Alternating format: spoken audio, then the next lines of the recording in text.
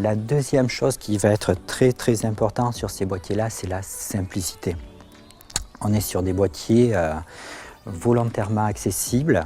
On a trouvé que pour le Nikoniste, c'était le même menu, mais c'est surtout cette touche I en fait qui est relativement géniale parce que cette touche I, ça va être elle que l'on va utiliser en permanence.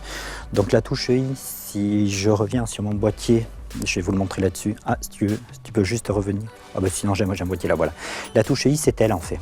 Chaque fois, elle tombe à hauteur du pouce et chaque fois que je vais appuyer sur ce bouton-là, en fait, j'aurai cet affichage-là qui va monter. On aura un petit peu d'affichage quand je serai en mode Live View photo. Et puis si je bascule en Live View vidéo, directement j'aurai un affichage dédié à la vidéo. C'est pour ça qu'on est sur deux boîtiers polyvalents, à la fois photo d'un côté, à la fois photo vidéo de l'autre. Et j'aurai donc les 12 réglages en fait de potentiel. Donc ça je vais vous montrer. Puis après on va faire. Donc voilà, donc j'ai mes différents réglages en fait qui interviennent, qui sont là-dessus. Temporisation de l'expo, on s'en fiche. C'est quelque chose de visuel pour nous, balance des blancs, ou si je voulais changer ma balance des blancs, mais directement j'ai mes balances des blancs qui arrivent, et puis comme je suis sur une visée simulée, en fait, on voit quand même à l'écran que ça change de couleur. Ouais, entre ces deux-là, on le voit. Donc là, directement, j'ai mes réglages qui interviennent. Ok, donc ça, c'est un petit peu le principe de fonctionnement de la touche I. Mais par contre, les réglages que j'ai là, c'est des réglages que vous-même, vous allez vous mettre. C'est pour ça que je vais revenir dans le menu. Et la première fois qu'on utilise l'appareil photo, enfin, on va se dire quelles sont les fonctions dont j'ai besoin. Et là, je vais donc revenir dans mes réglages perso. Je vais revenir sur le chapitre des commandes. Et c'est là où je vais pouvoir personnaliser mon menu I. D'accord? Où je le retrouve.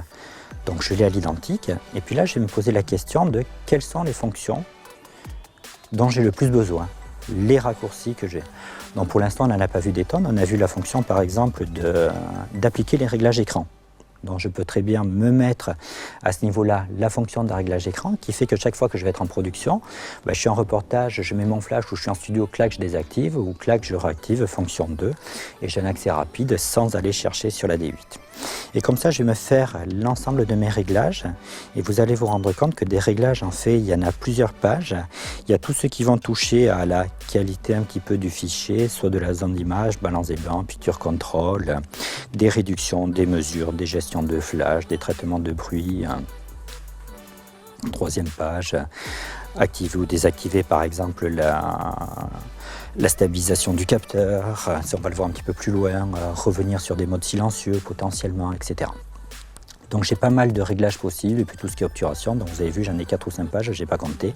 Et puis à la fin tout ce qui est lié au connectique et Bluetooth. Donc là vous allez vous mettre en fait en raccourci les 12 fonctions que vous utilisez le plus souvent. Et si c'est des fonctions qui gèrent sur la couleur ou sur le fichier, en plus vous voyez sur votre image l'évolution que ça peut avoir. Donc ça va être un petit peu la logique de la touche I. On était dans de la simplicité complémentaire à la touche I. Il y aura donc la touche définition des réglages perso. Alors les réglages perso, en fait, c'est tous les boutons que l'on retrouve surlignés en jaune. Donc vous voyez là par exemple, j'ai mon petit bouton qui est surligné en jaune. C'est celui-ci qui est sur le côté, je le règle. Et comme ça, je peux aller sur l'ensemble de mes boutons qui travaillent en jaune pour leur attribuer des fonctions qui interviennent, qui seront donc complémentaires à la touche I et qui sont dans des fonctions que j'aurai besoin d'utiliser rapidement. Donc j'en sais rien. Si par exemple sur ce bouton-là en haut, qu'est-ce que je veux? Là encore, j'ai plusieurs pages de raccourcis possibles.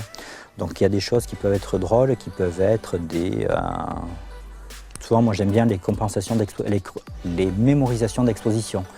Quelqu'un qui travaille en mode de recadrage ou compagnie peut juste se mettre un bouton de mémorisation d'exposition. Quelqu'un sur le bouton peut se mettre un autofocus. Ce qui est drôle également, c'est les flashs. On va parler plus loin des flashs, mais le fait d'avoir à ce niveau-là flash activé, flash désactivé, ça veut dire que vous êtes en mode de reportage, que vous avez votre flash qui est monté sur l'appareil, ok. Mais par contre, il ne va pas se déclencher tout le temps, surtout si vous travaillez en mode ISO auto. Par contre, le flash va se déclencher si vous appuyez sur ce bouton-là, ce qui permet d'avoir toujours un flash allumé, mais qui part à la demande. Ça veut donc dire que sur une série d'images, vous faites très rapidement le portrait d'une mariée, ça vous permet de sauver les 2 premières au flash et puis d'en rajouter 3 autres en ambiance, et ça dans une rafale rapide. Donc on va retrouver toutes les mesures cellules. Ça peut être aussi de la mesure spot ou de la mesure haute lumière pour rapidement appuyer sur le bouton et puis faire un diagnostic des différentes valeurs de luminosité de notre scène photographique. Ça peut être des zooms désactivés ou des premiers menus prise de vue, etc. Donc ça, l'ensemble de ces boutons, vous allez pouvoir comme ça vous les personnaliser et intervenir. Puis toujours parmi la simplicité, la dernière chose qui va être importante également, ça va être les touches U1 et U2 de personnalisation. Donc les touches U1 et U2, je vais juste prendre une vue d'un boîtier que j'ai un petit peu plus loin. Donc si je reviens en fait, je ne suis pas revenu sur tous les boutons, mais on est sur la partie du dessus. Si à ce stade-là, quand même, on va se débarrasser de tous les boutons externes, comme ça on sera à l'aise ensuite, quand j'en parlerai, ça sera plus simple. Donc déclencheur on-off, on éclaire, enregistrement vidéo, réglage de la sensibilité, que je couple avec ma molette ici principale, mais qui est également la molette des vitesses, à ne pas confondre avec la molette secondaire, qui est donc la molette des vitesses. Ici mes modes PASM et donc ce dont je vous parle c'est les fonctions U1, U2, U3 qui m'intéressent ici. Et ces fonctions U1, U2, U3, l'idée c'est de dire je vais me faire un boîtier parfait pour un mode de prise de vue. J'en sais rien, j'ai un boîtier de reportage, je fais régulièrement du reportage. Puis quand je rentre chez moi j'ai un studio et j'ai des réglages propres au studio. Et puis à côté j'ai un statif de reproduction et j'ai des réglages propres au statif de reproduction. C'est deux exemples complètement improvisé sur le coup, mais peu importe. Et donc là, ce que je vais faire, c'est que je vais me faire un boîtier parfait quelconque. Je vais me faire un boîtier parfait par rapport à ce type d'application, qui serait par exemple mon studio. Et puis tous les réglages dédiés au studio, je vais les sauvegarder à l'adresse. Donc je fais mon boîtier. Et puis ensuite, je vais aller dans mon menu, directement.